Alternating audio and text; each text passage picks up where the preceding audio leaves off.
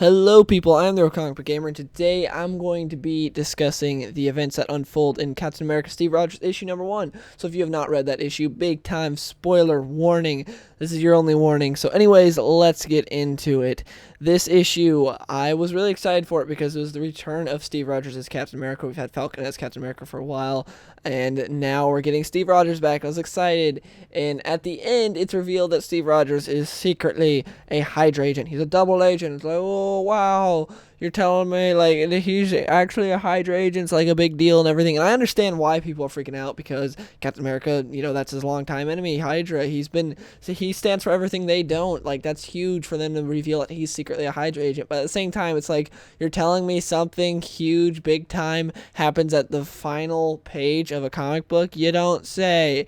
Like, this is huge and all, but it's comics. This is just, it's gonna turn out that, hey, turns out that Captain America, that's like a scroll or something, or hey, Captain America is being like a triple agent. He's pretending to be, for the America, and then he actually pretend to be Hydra, but then on the other side, he's actually for America still.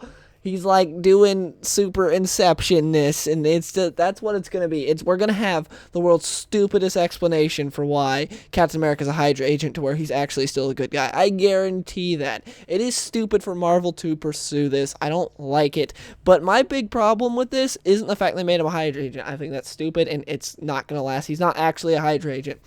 I guarantee you that Cap is still good old Cap. They're just doing it for shock value.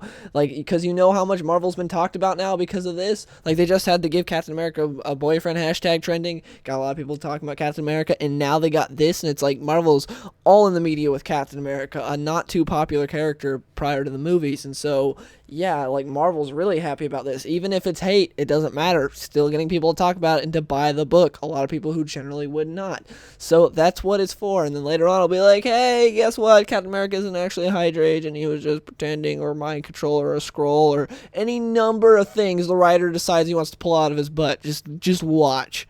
And even to prove that, I'll read you some quotes from an interview he had, because this all blew up, and so he had an interview, and this is what he said. He said, I've seen a lot of people say things like, oh, it'll be wrapped up in the arc, or give it 6 months, and I can tell you that's not the case. This has real lasting repercussions that are going to be with us for a while.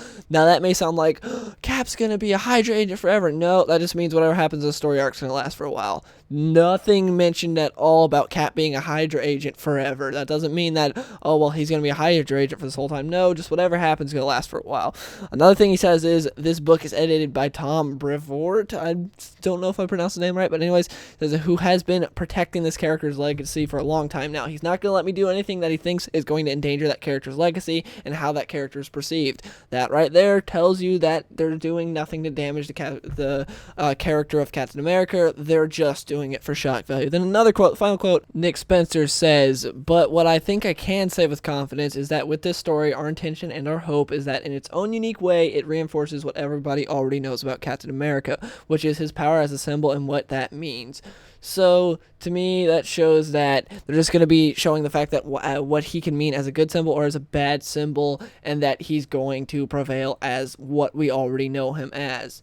He's Captain America. He's that great symbol. He's not going to be some bad guy. He's not going to be a Hydra agent. It's all shock value for Marvel to get you to talk about them. Now, what I'm mad about is the fact that this is the 75th anniversary of Captain America. This is the return of Steve Rogers. And what do they give us? They give us Nick Spencer writing this. You know, that legendary Captain America writer, Nick Spencer. Oh, you haven't heard of him? I wonder why. It's because he's written, like, astonishing Ant-Man. He did some original stuff. He wrote the Captain America series that everyone loved with Sam Wilson as Captain America. Actually, no, I didn't really hear a lot about that. When I watched reviews for it and, like, read reviews for those comics, people were just like, yeah, it's an okay series. Nothing like, oh, it's amazing. Yeah, Nick Spencer, for the return of Steve Rogers on his 75th anniversary. This is his 75th year, since its creation. They give us Nick Spencer. No, they don't go and try to get Ed Brubaker or get Rick Remender. No, they're like, hey, we'll get Nick Spencer. Because, that guy's such an amazing Captain America writer. I'm not saying you can't put new people on stuff. And he did write the Captain America, so this is like continuing the Falcon Captain America. So yeah, this is continuing. But for the return of Captain America, you want something like what DC did with the return of Pre-New 52 Superman. Pre-New 52 Superman came back during the whole Convergence thing, and they had a little mini-series. They got Dan Jurgens, who's a legendary Superman writer, to write the return of this character. And fans, myself included, I'm a huge Superman fan, he's my favorite superhero, went ecstatic because he understands the character and he wrote a great return. It's like, yes, this all feels natural and great. Instead of getting like Ed Brubaker back and fans just being so happy, you're like, yeah, Ed Brubaker's writing the return of Captain America. No, they get Nick Spencer, the guy no one cares about, who's like, oh, I know what I'll do. I'll have Captain America be a Hydra agent at the end, but not really, you know, it's all shock value. That's what pisses me off. This is one of the most legendary characters in all of comics, and for his return on his 75th anniversary, they decide we'll get Nick Spencer to write it. I don't have anything against this guy. I'm just saying you don't get someone that's not really known for writing Captain America to write his return. Like they didn't get Joe Schmo to write the return of Superman of pre-New 52 Superman. They didn't get just some random guy. They didn't get Scott Lobdell, who was writing like New 52 Superman. They didn't be like, hey, you should write the return of pre-New 52 Superman. No, they got Dan Jurgens. Because everyone wanted that guy to write it because he was perfect and he's just a legendary Superman writer. But Captain America, they get Nick Spencer. And by the way, not even thinking or mentioning of the Hydra thing, this story is lackluster. There's nothing I really care about going on here. It's like, oh, his mom and him, you know, Steve and his mom got treated nice by a Hydra lady, so he joins Hydra. Yeah, that sounds legit. That's some great character building right there.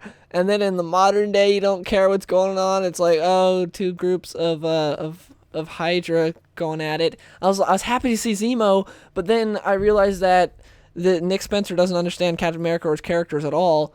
Let me tell you something. Zemo says Toodles in this book. I'm not joking. He says Toodles. Why? That was like when I was in like an issue of Damian Wayne Deathstroke appears, and he says like the pain train is coming, and I was really pissed about that because it was just something so out of character and like stupid line to say that shows you the writer knows nothing about the character, and that's what it is here with Zemo. That one line, he says Toodles, and prior to that, like Zemo's recruiting his own guys for his Hydra, and they're all making jokes. Like, it felt like Joss Whedon wrote this book. They're just, like, making jokes, and it's just got me pissed, because it's like, it's supposed to be, because that's kind of a cool concept, right? At least to me it is. Having two groups of Hydra going against each other to prove who is the real Hydra, who's the good, like, not good, but you know what I mean, who's the better Hydra, who's the one that's gonna world domination and all that. Like, Zemo versus Red Skull, with their own groups, different groups of Hydra, sounds awesome to me. But the way they set it up, it was terrible. You got Red Skull, who's recruiting just like bums and stuff and like kids that have drug addictions and all that. And then you got Red Skull recruiting those guys. Then you got Zemo that's just got a bunch of idiots who want money, and it's like, this is terrible.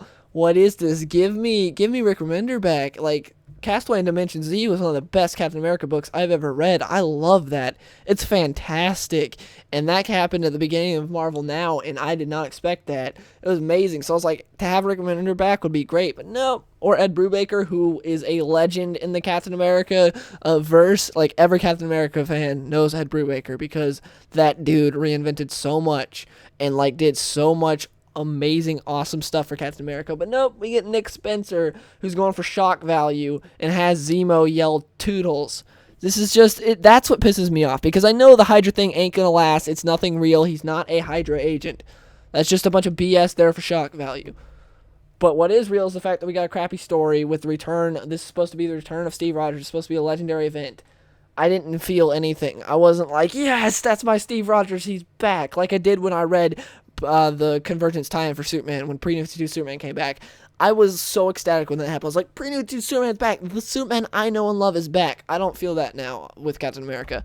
I don't feel that the Captain America I know and love is back. I don't feel like that at all, and I hate that.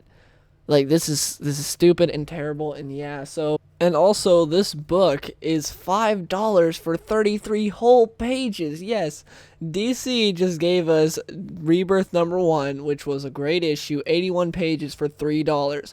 Marvel gives us Captain America Steve Rogers #1, a terrible issue, 33 pages for $5. This is awful. Don't buy this issue. It's not even worth your time or your money at all.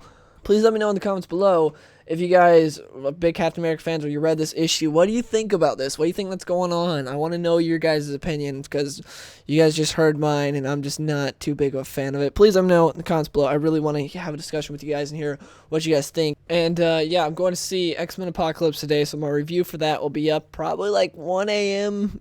sometime around there. I'll have a review and a spoiler talk like I did for Civil War, Deadpool, and Batman v Superman. So look out for that. And yeah, I'll see you guys in the next one.